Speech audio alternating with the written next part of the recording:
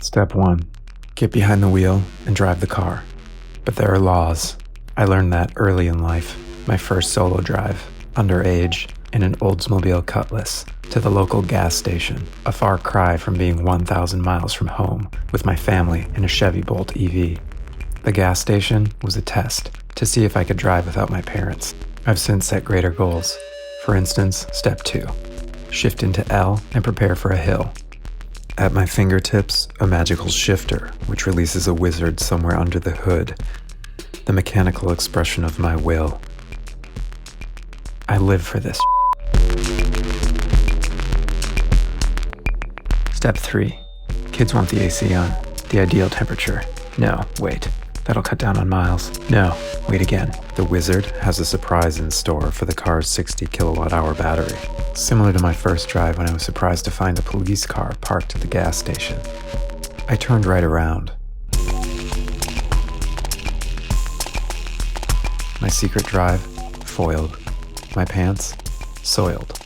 But now, hidden within my wallet is a driver's license, a legal document designed to allow this drive. Should the Canadian police pull me over, I will immediately present them with it. It's a good picture. For $39. Step 4, kids want the volume up. Do I do it? Yep, because I learned I've got volume control right on my steering wheel. I turned my music down on my first drive. I went straight home. But I felt so powerless. 15 years old and lost control of my bowels at the sight of that police car. Today is different. I used the bathroom at our last pit stop. Final step, release the wizard. Once I do, every mile I lost to AC, he will regenerate onto the battery. I'll take my foot off the pedal, coast, do nothing. The magic. This. The thrill of regaining charge. How's it work? Easy. There's a wizard living under the hood. He has a name.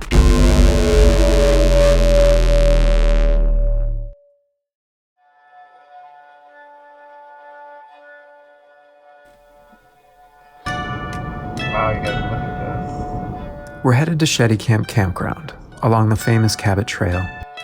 It's a beautiful drive along the northern coast of Nova Scotia. It's a car commercial's dream location. Cliffside hills with twists and turns. But to really get a feel for it, once again, you know what's missing.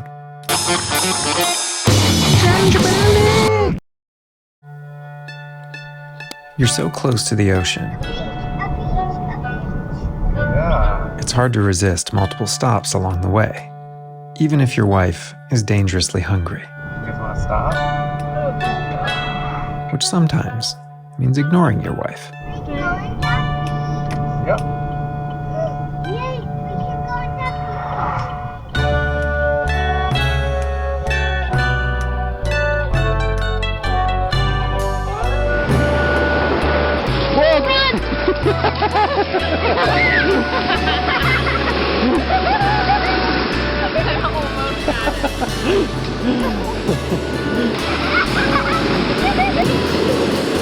While we take this little seaside pause, let me tell you a little about Mr. Regen.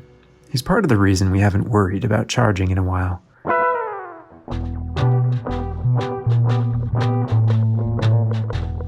Regen, or regenerative braking, is something the Bolt does to put charge back into the battery while you're slowing down or coming to a stop. It basically works like this. The car has 2 drive modes, D and L. Put it in D, and it'll drive and feel like it does in your stupid polluting gas vehicle. And it will regenerate some charge on the battery as you slow down. Pull back on the shifter once, like this, and it switches to L mode. Some people call this single pedal driving. The reason? As soon as you let off the pedal, the regeneration really takes hold and the car begins to slow much more noticeably. So much so that sometimes you don't even have to brake to come to a full stop. If you're going down a mountain, it's amazing to watch the miles creep back onto the gasometer. And it makes you wonder what the hell we've been doing for 100 years wasting all that sweet, sweet energy. And since we're in the highlands of Nova Scotia at the moment, we've been regenerating enough on our downhill stretches to make short drives seem even shorter to our Bolt's battery. But this particular drive is starting to seem long to someone. Can we go down to the beach? You getting hangry? Yeah. Don't be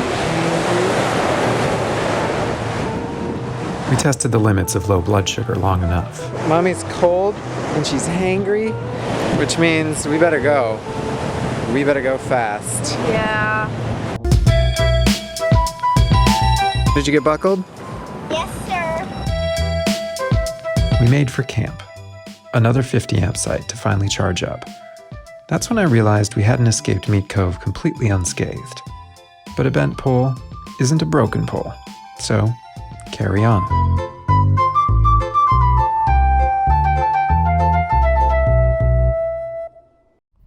We were headed for a longish hike the next day, the iconic Skyline hike. Thankfully, the Canadians stock their campgrounds with training centers for every possible moose avoidance safety drill. Ziplining above the moose antler line, running from moose through potholes, balancing on stuff so moose stops to admire, and finally, slow motion swinging to confuse the meese. The final step, to load up on healthy, high-energy foods to avoid melting down. All topped off with some superb ghost stories. Does anyone want to tell a scary ghost story? Once upon a time, the end. That is freaky. Can you imagine? If there was nothing between once upon a time and the end? That's like the scariest story I've ever heard in my life.